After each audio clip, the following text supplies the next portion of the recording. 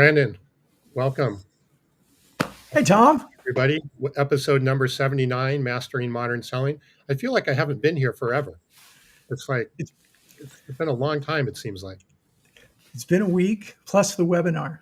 You That's missed the the webinar. webinar. Okay, Yeah. that's right. That's right.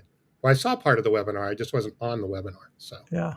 Yeah. It was good. I mean, for everybody, I think Carson did a great job sharing his playbook and had a lot of great feedback from people. In fact, I had two calls today with people that came to the webinar and then schedule calls with me afterwards. And a lot of great things. And I think a lot of people. It's I've heard it multiple times. I've heard Carson called a machine, and it's true. He is a bit of a machine, and it's hard for a lot of salespeople to look at Carson's playbook and go, "You expect me to do all that?" But take components of it, find the little gold nuggets for each person, and start to implement, and then grow into it. It's you don't. What's the expression? How do you eat an elephant? one bite at a time. One bite at a time. Yeah. So I think that's my encouragement for everybody that may have been a little overwhelmed by the webinar. But so welcome everybody to Mastering Modern Selling, episode 79. If you're with us on the live event inside LinkedIn or YouTube or X or Facebook, love to hear who you are. Butch is popping up from ATL. Welcome, Butch. And if you're on the podcast, we sure appreciate you. We don't mean to neglect the podcast compared to the live audience. Hey, if you're finding value in this, we appreciate you. We love the ratings. Give us a review and give us feedback on how we can provide more value to you. Our goal is to help those out there that are on the marketing side or on the sales side that are struggling with creating pipeline and creating demand. That's our goal, is to help you. We know things are hard and things have changed and buyers don't behave the way they're supposed to. Bad buyers. Well, And that's what we're going to talk about today, right? The we are going to modern talk. revenue generation flywheel for the modern buyer. And Absolutely. Carson, speaking of Carson, he is at the end of this quarter, so he, I guess, was unavoidably detained on some Microsoft stuff. So, Brandon, you're going to be kind of our guest today on kind of taking us through the modern revenue generation flywheel. And I think this is going to be really, really insightful. I think this is going to be a key episode and kind of set a foundation for a lot of other things that we're talking about over the next few weeks. Yeah, I think as we were building the messaging around the webinar, a lot of our own content got more clear, and a lot more conversations with sales leaders, with C-suite. Uh, we know there had been pain, but there's something about 2024 that the conversations have shifted. A lot of the conversations we're having with people is, hey, this is serious now. Like it's been hard, but now we're hitting those critical points. And a lot of people are like, we want to, and I get it, it's a human nature. We want to go back under stressful times. I have a friend who's besides Moeed, who was our neuroscientist last week, who was brilliant and awesome. I have another friend who focuses on this, and she's an expert in NLP as well. And she said, look, when times are stressful, our human nature is to go to what we know. And we can see it carrying out. I mean, I do this when I'm under tremendous stress. Like when I want to escape, I go and I watch rerun episodes of either The Big Bang Theory or Modern Family. And I watch the reruns, and I'll binge watch two or three of them in a row. And why do we do that? We want something familiar.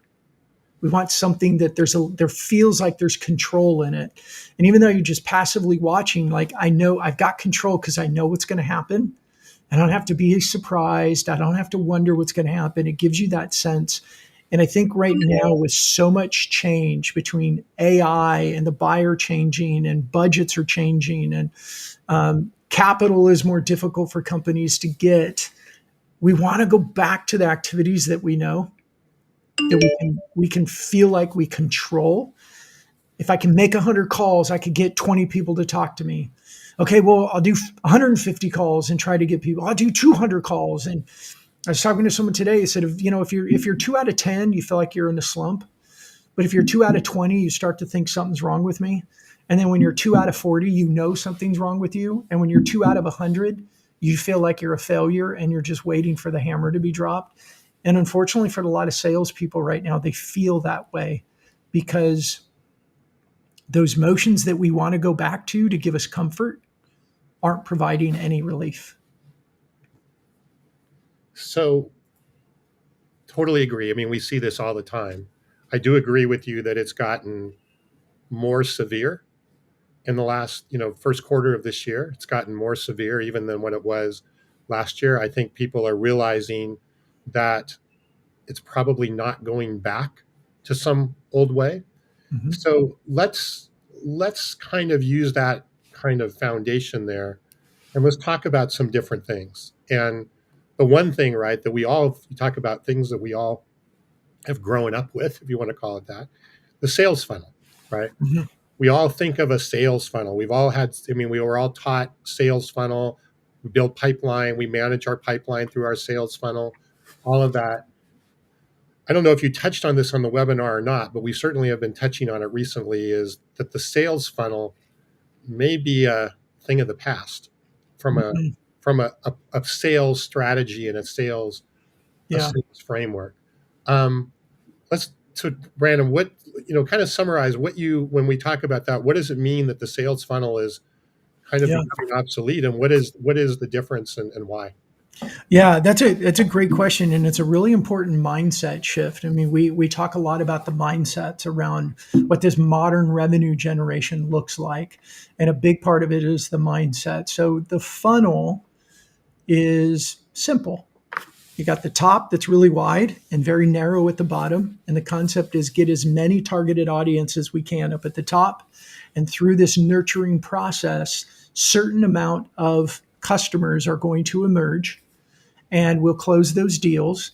They'll have a dollar value, a deal value, and we can take a look and say, okay, for every 1,000 people we put at the top, we're going to get 10 customers. Each customer is worth 50 grand. We generate $500,000. So how do we get 1,000 people at the top of the funnel for somewhere much less than $500,000 to make this thing profitable and all the other expenses and everything?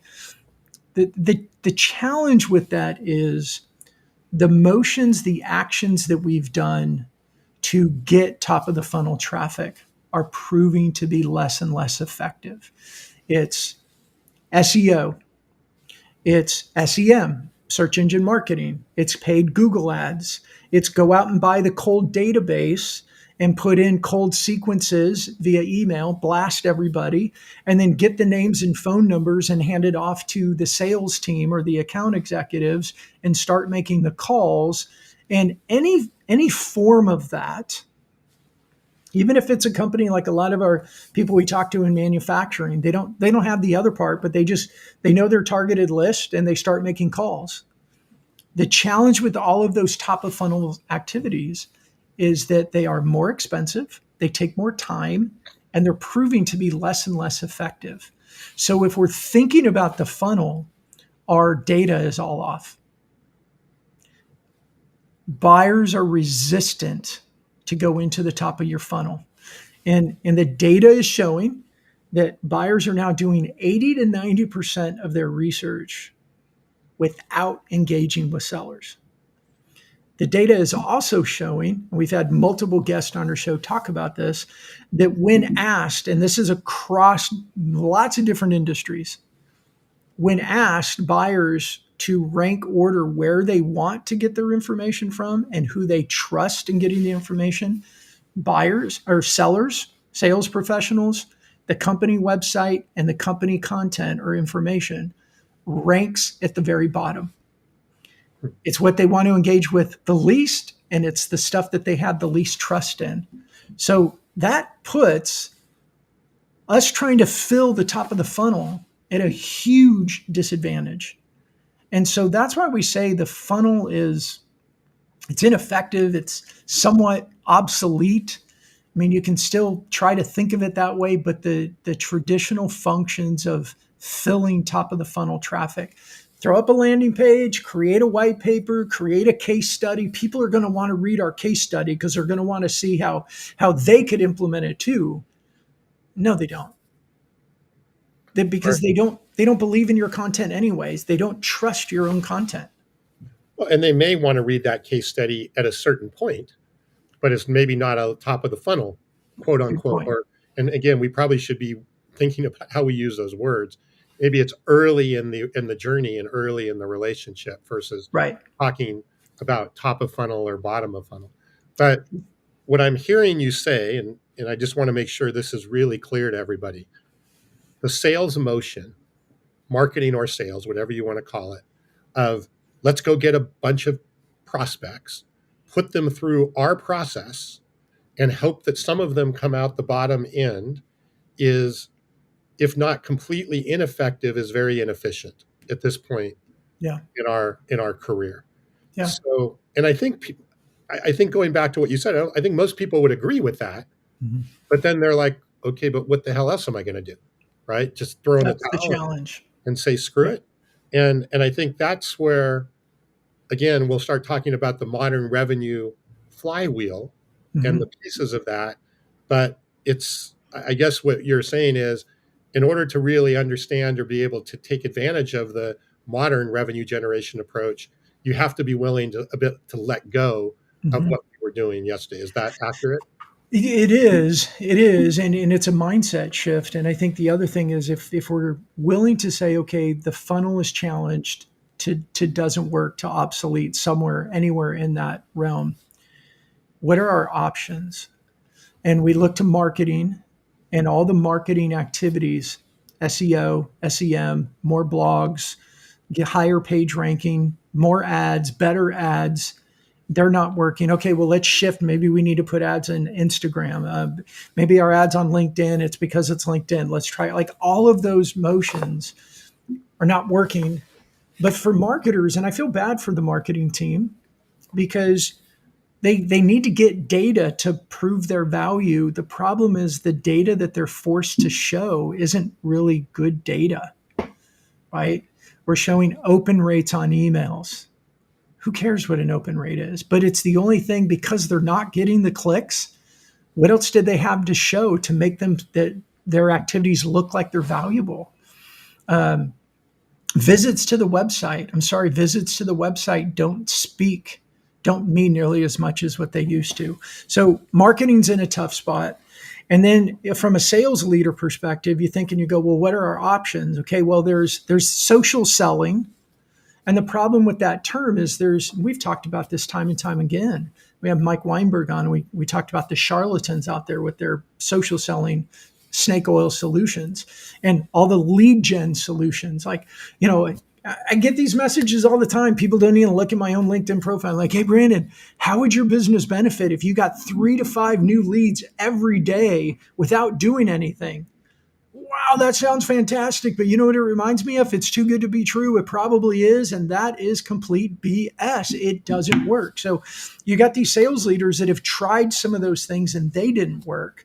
It's like, okay, our MQLs are near zero. The MQLs we do get are not good. They're not really queued. They're not really qualified leads. We're not doing anything with them. Our sales team is still doing pretty good at converting from their pipeline, but their pipeline is anemic. What do we do? Social selling, we tried it. It didn't work. No magic there. They're really in a tough spot. And that's what leads us to the flywheel. And everything that we looked at is, over the last 5 years, I'm like, there's value in LinkedIn. And I tried the lead gen stuff. I paid automation companies in 2016 to use my LinkedIn profile and do all that. I pissed a bunch of people off. I got my account suspended. I didn't get the 3 to 5 leads every day. The calls I did get weren't quality calls. They were a waste of time. Over the years, I tried podcasts and POs weren't magically falling out of the sky. And so we kept adapting, kept reinventing ourselves. And I think over the last, 3-4 years, really in post COVID, we started to see like what motions are really working. How is this? And here's the ironic part. I went back to the beginning of my career. What did we do in the face-to-face environment? Relationship building, networking. Don't be salesy, pitchy. Actually build rapport with people, earn the opportunity, actually behave like a trusted advisor, and then earn the opportunity to be perceived as a trusted advisor. So I went back and looked at all of that and then said, well, how do we apply this into this digital first environment? How do we be that? Like our friend Larry Levine talks about no more empty suits, right? Sell from the heart. How do we do that in a digital manner? How do we do that inside of LinkedIn? And that's where the flywheel came about. And we're been watching it succeed. We're looking at the data for the clients that we serve. We're watching our own business grow. You know, we got another team member that we sent out a job offer to just today, adding another person to our team. And it's the good thing is what we sell, we actually use to fill our own pipeline. Can't be better than that, right? So let's back up a little bit on the relationship part. Is, back in the day, right, when we were using most everything we did was in person or phone call, but in person, right? Mm-hmm. We built relationships, and inherently, right, think about that. The more relationships, the more healthy relationships you had, the more momentum you had in your sales results. I mean, that's the fact of the matter, right? Yep. But you didn't build relationships overnight. You didn't build relationships by making 4,500 phone calls and hoping you built relationships bit by bit, piece by piece, by doing the right things. And then eventually the momentum kept going and going and going. To all of a sudden you have a really robust set of relationships and Yep. inherently a robust pipeline. I know Carson, right? He said one of his key indicators or key metrics that he does with his team is how many relationships did you build this week? Or Yeah. how many new relationships did you build this week? Real relationships, not phone calls, Mhm. but how many relationships that you built. Yeah. So it seems like fundamentally it's no different, right? The flywheel was created by building relationship, building rapport, building value in the digital or in the analog world. We're Mhm. now replicating that in the digital world and hopefully doing that at higher scale and higher even efficiency than I would have been able to do in the analog world. It seems And like and less expensive. unless Right? and more repeatable, right? And More more repeatable. scalable and Yeah. more repeatable. Yeah, in the analog world, if we got in our car and we drove around and go meet with customers, we could meet with maybe four people in a day. Maybe you throw a happy hour in the evening type of thing. Maybe you get 4 to 5 people in a day. Um, if we take that face to face, shaking hands, relationship building, getting to know people, having good quality conversations, and slowing down the sales process to walk at the buyer's pace,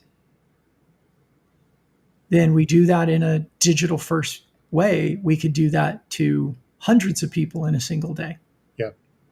Yeah. And that's where it really looks. So instead of looking at the funnel, we look at the matrix. And a lot of the matrix stems from your book, Tom, from the revenue zone and what you built with the revenue zone matrix. But now we call it a relationship building matrix. No offense to Tom. It's just that's the term that makes sense to me in my brain. But if you look at the bottom axis, we still need to focus on being known and liked and trusted.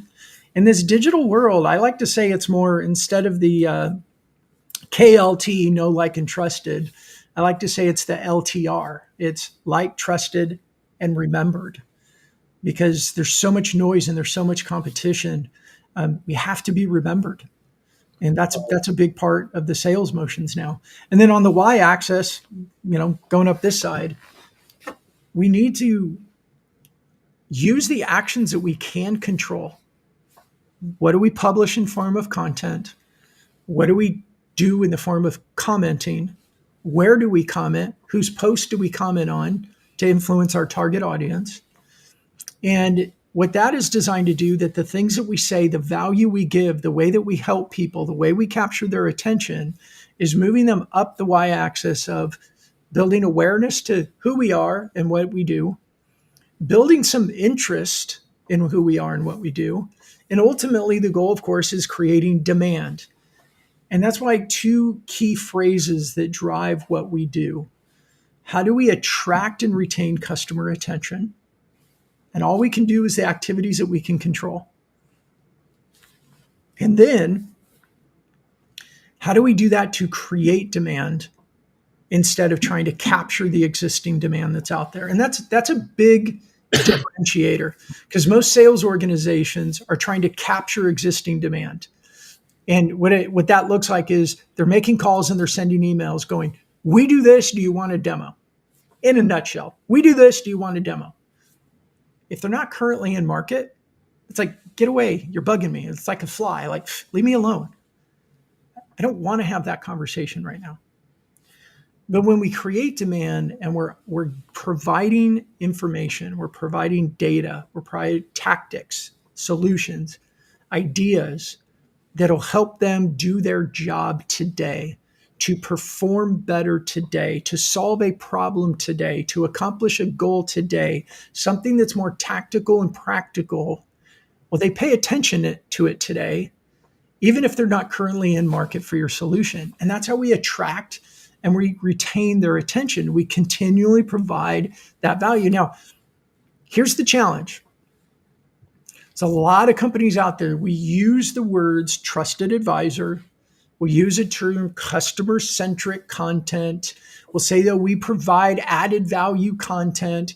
We use the right words, but the content you produce isn't really it. It's still about your company.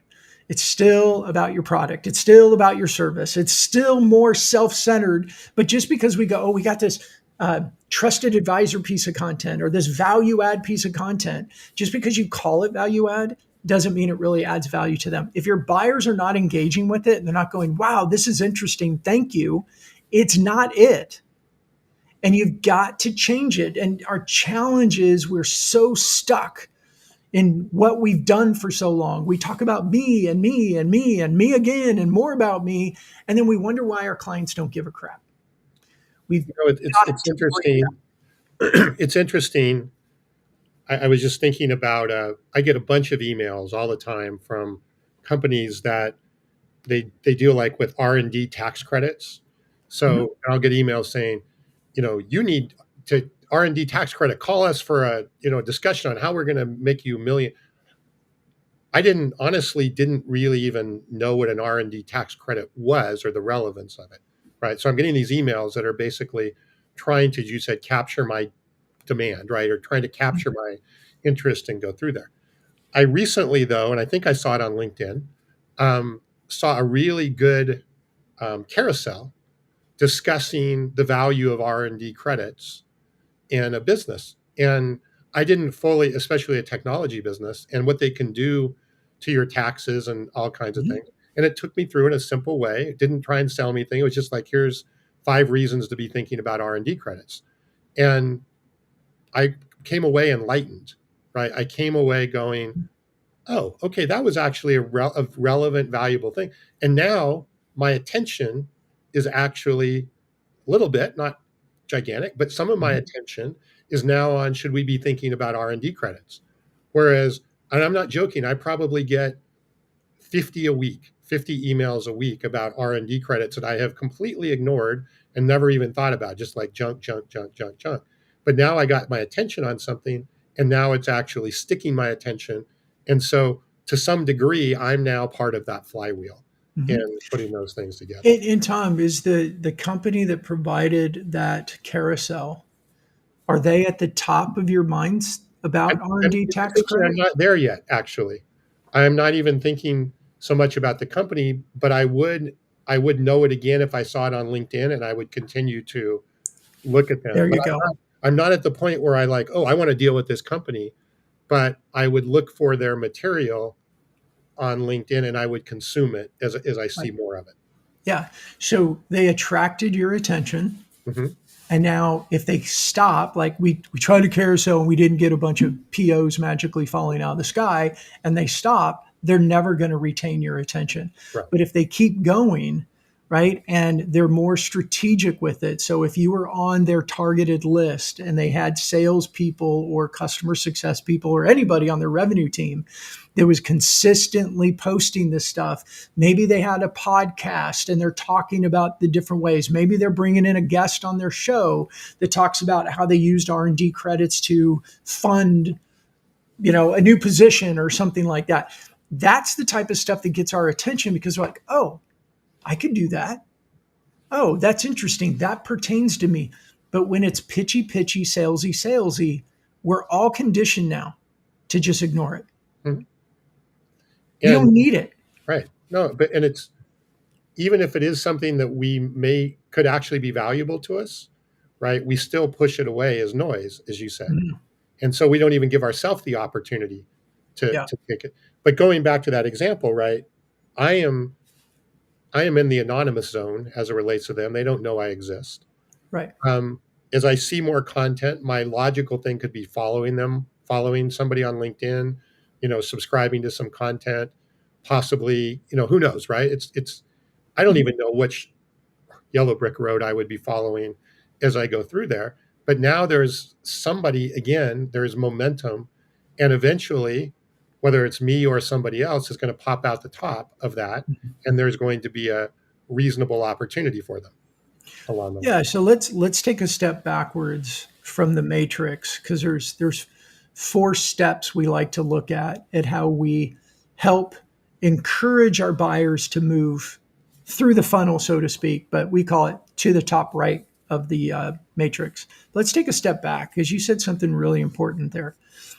The way buyers behave, because we allow, and everybody think about you as a buyer. You might be a sales professional, you might be a CEO, you might be on the marketing side, but think about you as a buyer. What do we do? Well, we allow certain people close to us. And what that looks like is we opt into their newsletters, we follow them on LinkedIn, we connect with them on LinkedIn, we subscribe to different podcasts, we subscribe to YouTube channels. We allow the people we want to come into our lives. And then we assign them words. They're experts. They're a trusted advisor. They're a speaker in our industry. They're a top voice. They're influential. They're a consultant, whatever. We let them into our world, and we let them in our world through a medium, a podcast, a YouTube channel, a newsletter list. We follow them on LinkedIn. We hit the bell and we get notified every time they publish something because we like the content that they share because it adds value. It's worth my time to ring this bell and get notified every time so and so publishes content because I find value in it. That's the way we let people into our lives and we keep other people out. When was the last time you answered a call from an unknown number?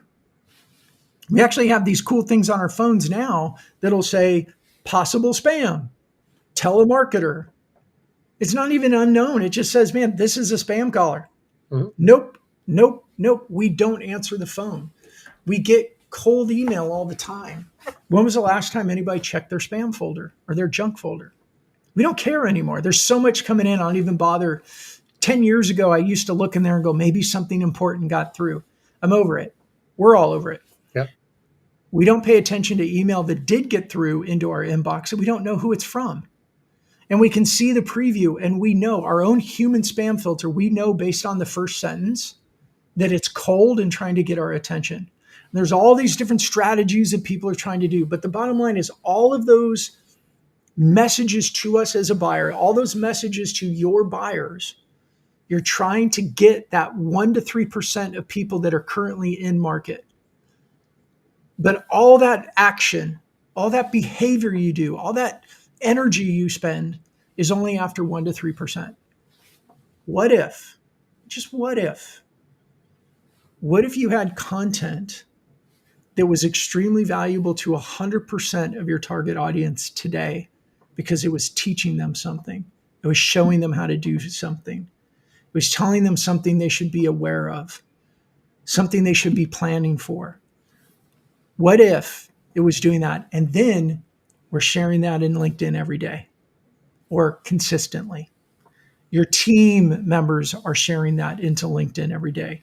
You have a podcast or a live show where you're talking about this on a regular basis. Your CEO is speaking about this on LinkedIn on a regular basis. Now, all of a sudden, you create a brand. You have a culture that is seen as a brand that educates the industry.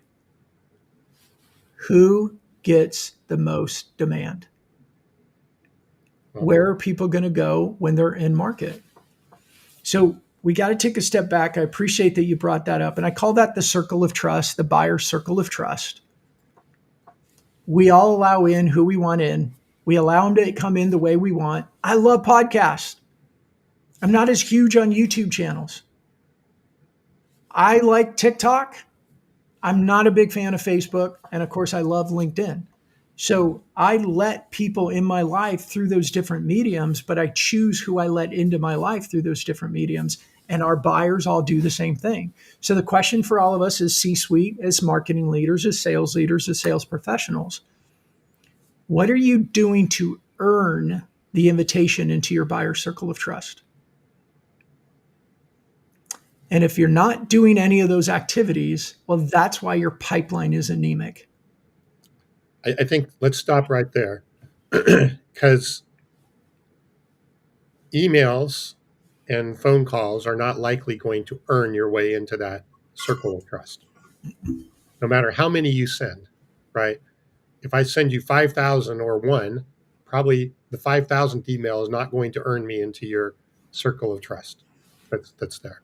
Mhm. So we so let's go back then to what do you do, right? Because let's face it, as a sales organization or we have to have some system. It can't just be all art. We have to have some science.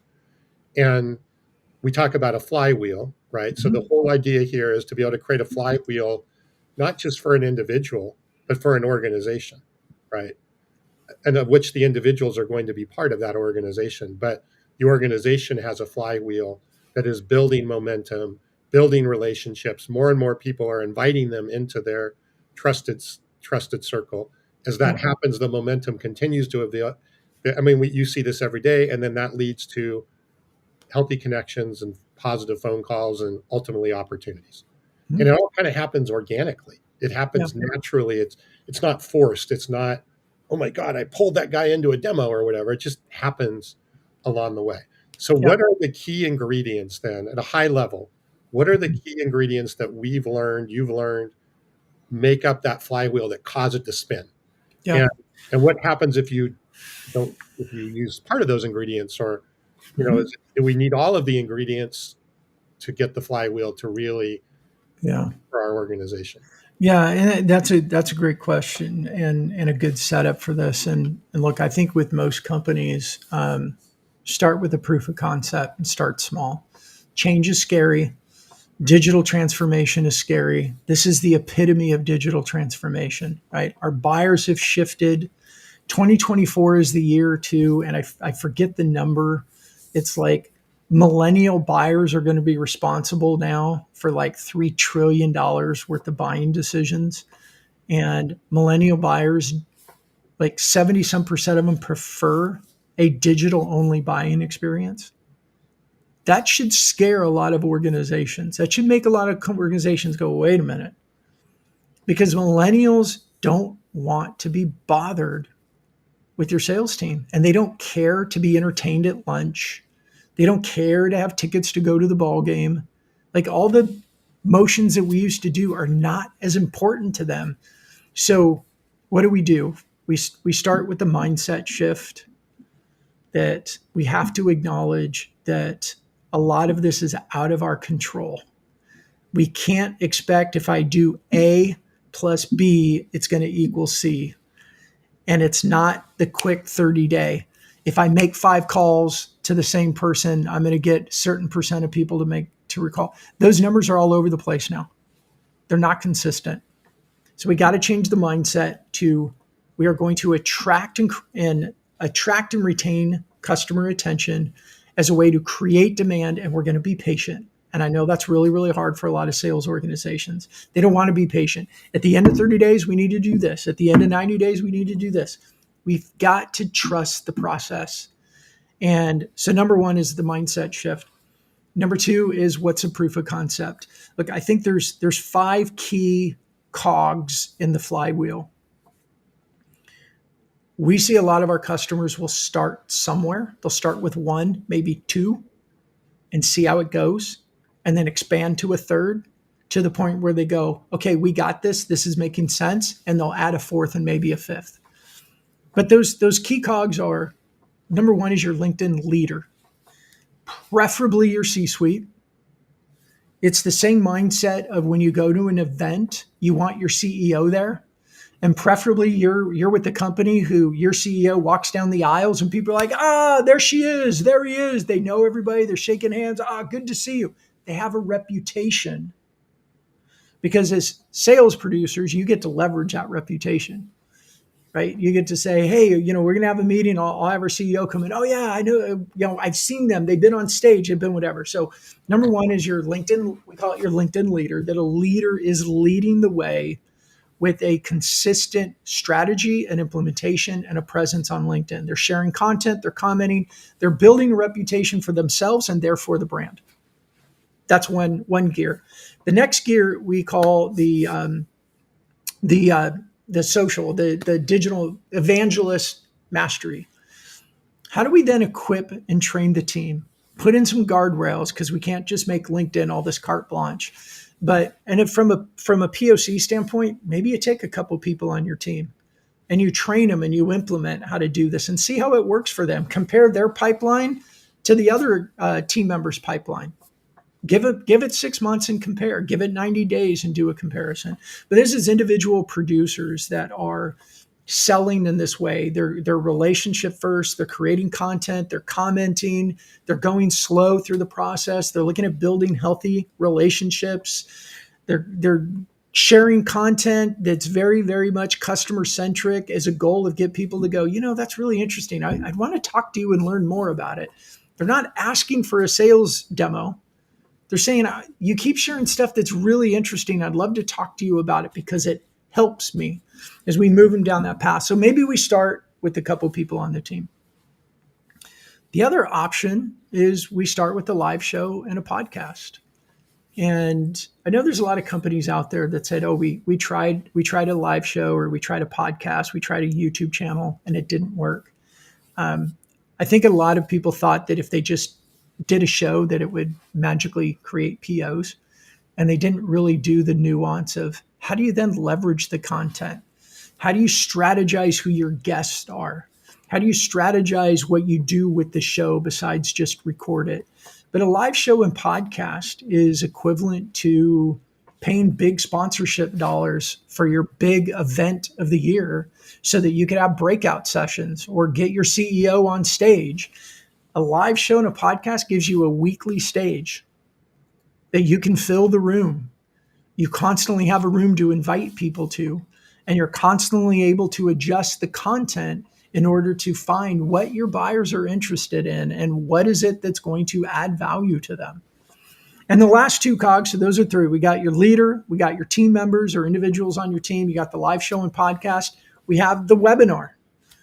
Right? The webinar is a really good gear in this, because we go back to the matrix. Our 4 steps are healthy connections, a willingness to converse or engage. So maybe they do get on a call with you and have a chat. Maybe they start to engage with your content, with their comments, and ask questions and ask for clarity. But the third step is a desire to learn. If our buyers, if the data is true, and they do 80 to 90% of their research before they ever want to talk to us, a webinar is a great way to help them move from step 2 to step 3. They can still be in the anonymous zone, mostly. They register for your webinar. It doesn't mean they have to accept their emails and all the other stuff, but they could register and they could sign up. They could watch your webinar live, or maybe they watch the recording, but they're using it to educate themselves, but they still want to do it in an anonymous way. They still want to be back. They don't want to be bothered. So that's the 4th gear, is the webinar. And just do a plug for us. We've got our next webinar coming up on April 18th. We just did one last week with Carson. We got one coming up on April 18th. And we're talking to the marketing people in that one. How do you create content that your team wants to share and actually adds value to them in building pipeline? That's what we're going to talk about. And we're going to just tell everybody, like, this is what we do. This is how you do it. Go do it for yourself. And oh, by the way, if you want help, we'd love to help you. But it's a webinar that's just going, here, do this, implement this for yourself. We're adding value to people. And the last gear is what we call the booth magnet. How do we do all these things around a specific event in order to get people walking in our booth going, I've seen you guys all over LinkedIn. I've seen you all over YouTube. I've been paying attention to your podcast. I knew you're going to be at the show. I want to talk to you. How do we create demand and use all those same demand creation activities or those demand generation activities focused on a very specific event? So those are the 5 gears of the flywheel. And for somebody to start, I mean, start where it's most comfortable. We have a customer right now where the president of a company said, I know I need to be more active on LinkedIn, but I really don't know what to do and I don't have time. We moved them into our concierge program where we started working with them. And then as they started to experience some of the benefits of it, they're like, I think we need to do a live show and podcast too. And they started to implement that. And that's a pretty normal, typical path for a lot of companies because we got to do the POC. We got to get them comfortable because this change is tough. Well, but let's, lots of companies, right, do webinars. I mean, there's tons of webinars out there. And tons of companies also obviously go to shows and do live shows and have booths and stuff like that. Mm-hmm. I think, and you certainly, I think, is a good witness to this last week with the webinar. Most of the time, again, the more traditional ways of dealing with webinar, I go mail my list and I invite them to the webinar, right? But what you're talking about here is using the webinar as part of a bigger holistic strategy, so that when people end up at the webinar, they're already slightly interested. There's already some relevance. You have some relevance to them. Mm-hmm. You've already maybe even been invited into their circle of trust. And so the quality of the webinar, I mean, I think you last week said you had 160 signups, but 80 some people mm-hmm. showed up. Over 50%. That's gigantic. I mean, most webinars at best get a 25 to 30% show up rate for the people that actually, sign up. Yeah. So that shows that people were actually excited and interested to attend because not of necessarily the webinar itself, but because of what was done prior to the webinar through mm-hmm. the flywheel and so forth. Yeah. And that's where if you look at these 5 gears, LinkedIn leader, the team, live show and podcast, your webinars, and then around a booth, as those all start moving, all of this moves faster and it starts moving people through it a lot faster. And what you were saying practically is our show, what we're on right now, builds, creates, attracts, and retains customer attention because we're not selling. We're teaching. We're showing people how to do things. We bring great guests on that show them how to do things. We bring a lot of guests on that are our competitors. We're just like, hey, you're doing good stuff. Tell everybody how to do it. Mm-hmm. So we have a show and it attracts and retains their attention. And then from the show, we talk about the webinars. And the webinars, we still teach them how to do things, but we go a little bit deeper. And then meanwhile, I'm very active on LinkedIn and I don't sell from LinkedIn. I provide content that helps people in their day-to-day. I build healthy conversations with people that lead to talks and Zooms and Teams meetings. And we got those 3 cogs, plus the team is doing their stuff. And we got that cog. And we currently don't go to events. We do a lot of events for clients, but we don't go to our own events to exhibit right now. So that cog's just sitting there. That gear's just sitting there. But when all of those start working together, that's why we do things with our webinar and we get 160 people to register and 84 peaked people attended. And you know what? We went long last week. And at the 50-minute mark, we still had 79 people in there. We were providing such valuable information that people stayed and they wanted to keep learning. We've created a brand, I believe, where we give and train and coach and provide so much value that people were willing to stick around a bit longer if they could. And that's the flywheel. And you got to trust the process though. Like we're not salesy, pitchy ever, but our pipelines are full. Our growth is fast. I mean, I think this next month we're going to have another 100% growth month because of the amount of new business that's coming in. And we sell by not selling. We sell by being valuable to people. And there's enough customers out there that go, I really like this, but I need your help. Mhm. And that's what we They, do for but our they feel customers as safe well. to ask for your help, right? I Yep. think that's a key thing is that if you get invited into the circle of trust, then it's okay to ask for help. And they don't Mhm. feel like it's a safe thing to ask for help, even if they're not ready to buy at Mhm. this exact moment. They're willing, they know they can have a conversation or get some information without a hard sell or a hard pitch all the Yeah. way along the line. I want to emphasize one thing here. I know we're kind of moving along on time here, but I want to emphasize one thing. At the end of the day, a lot of the same sales metrics, right? What are the opportunities? What are the 30, 60, 90-day Mhm. opportunities? What are the probability? All of those things still exist here, They right? do. We still need to manage and track and forecast and do all of those things. What we're finding is our ability to more accurately forecast, have higher quality forecasts that are not just, well, we hope through Mhm. this model is much, much better. Yeah. And that when people do move into an opportunity, their probability of closing and becoming a customer are much higher than if they move into an opportunity from a less Yeah. relationship centric approach, right? Yeah. And let's break that down for people.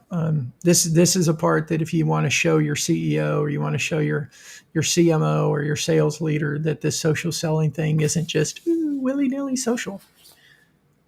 Here's the steps. We start with a list of either named accounts or a targeted list of leads that you want to focus on, and we go find them inside of LinkedIn and what they're doing. Now, we still have the database. We can email them and we can call them. We're not saying don't do that. You can get on a plane and go visit them. You can call them and say, I'm going to be in your neighborhood. Can I take you to lunch? All of that still applies. But we start with that list and we look at the four steps and we can assign probability based on each step like we would do in any CRM. Number one is, do we develop a healthy connection? And we define that. A healthy connection isn't just did they accept my connection request. A healthy connection is more of did they like any of our content? Did we comment on something that they've commented on? Did they comment on something that we've commented on? Did we both comment on a post? And when we send the connection request, was it personal? Did we have a little bit of a chat? Like, and how that looks? Hey Tom, you and I keep commenting on Seth Godin's post. I love what you said about XYZ on his post the other day. I looked at your profile. I see we're not connected. Is it okay for us to be connections? And if he accepts it and it says, yeah, I saw that comment too. That was great. Appreciate, love to be connected. We say, thanks for connecting. Have a great day. Be done. Don't be salesy, pitchy. Well, guess what? We hit the healthy connection. Yep. Our next goal with that person is willingness to converse or engage.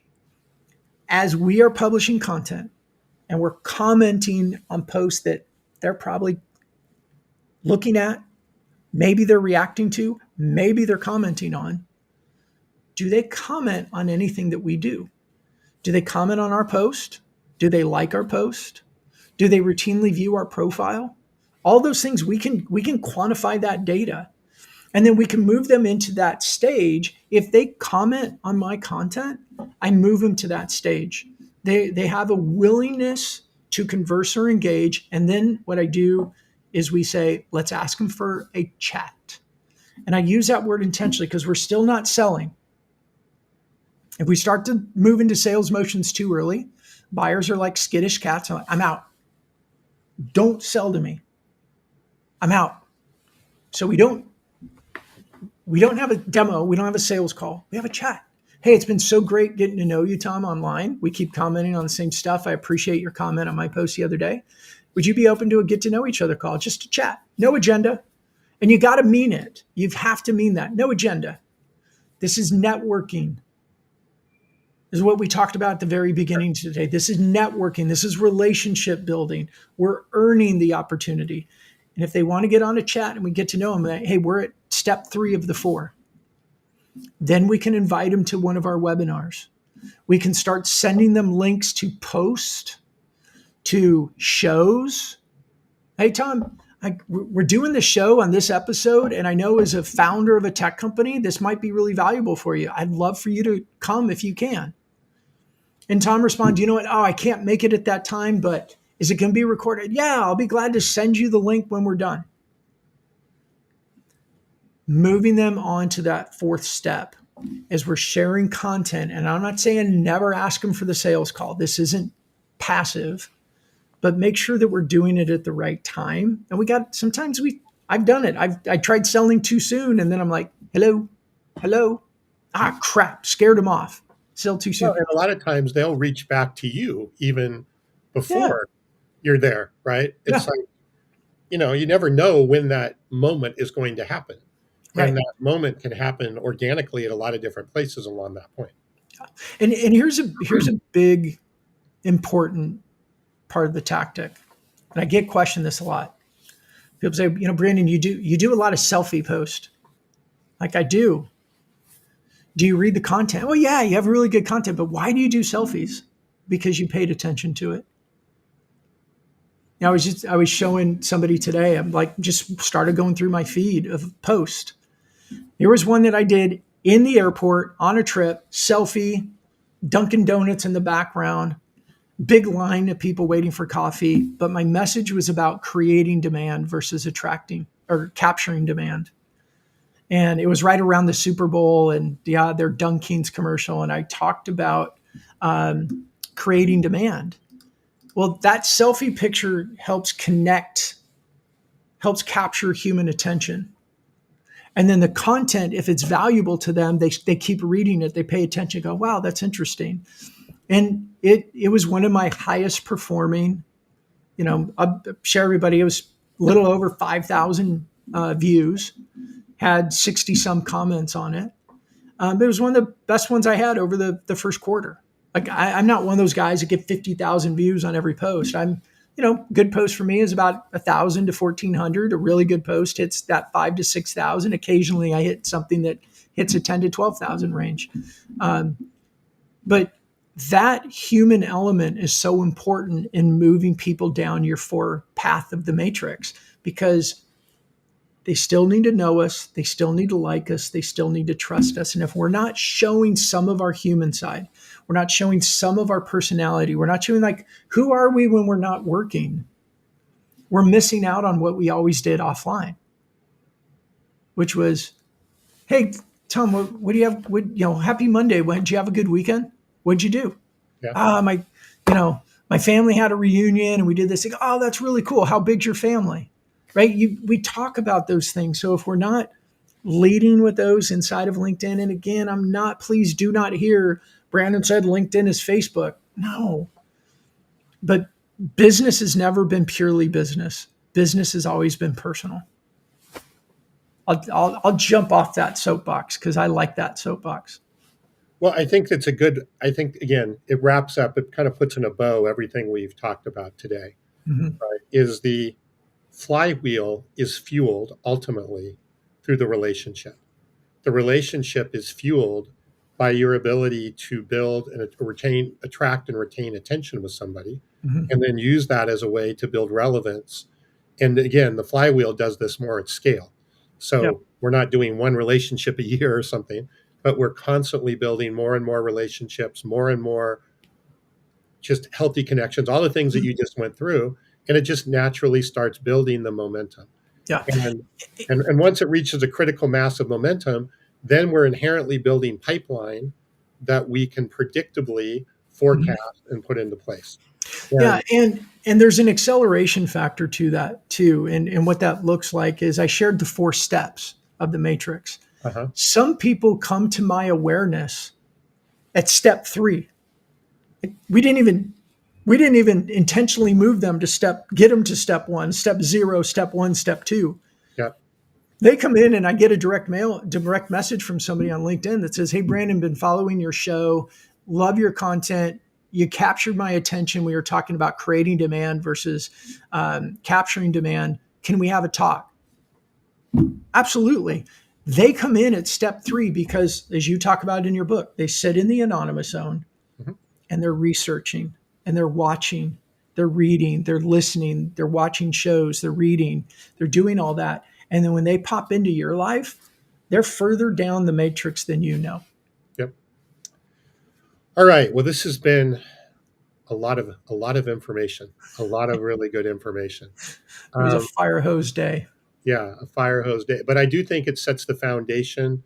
Um, Definitely, maybe you can drop it in the LinkedIn comment, Brandon, the replay to the webinar, because I have a Yeah. feeling there's a lot of much deeper information from your Carson webinar last week that Mhm. people can find. And if someone wants to connect with you and learn more, where should they do that? Is our Yeah. fine guest tonight? Yeah, absolutely. Well, I'm on LinkedIn, and everybody knows that. You can find me on Mastering Modern Selling LinkedIn page. You can go to Brandon Lee, which is the forward slash is Brandon Lee Digital on LinkedIn. And look, you want to learn anything about what we do? We have nothing to hide. Go to getfistbumps.com. We even put our pricing on there. We know the way buyers behave. You guys want everything crystal clear and right in front of you so you can make a decision without having to talk to us. It's all right there. Transparency. Transparency. All right. Well, thanks everybody. Thank you, Brandon. Really good stuff. This is one to kind of Thank listen you. to a couple of times, I think. Um, Thanks, Tom. And thanks, everybody else. Look, I appreciate the opportunity to be a guest on our own show because we got a lot of really good stuff to share.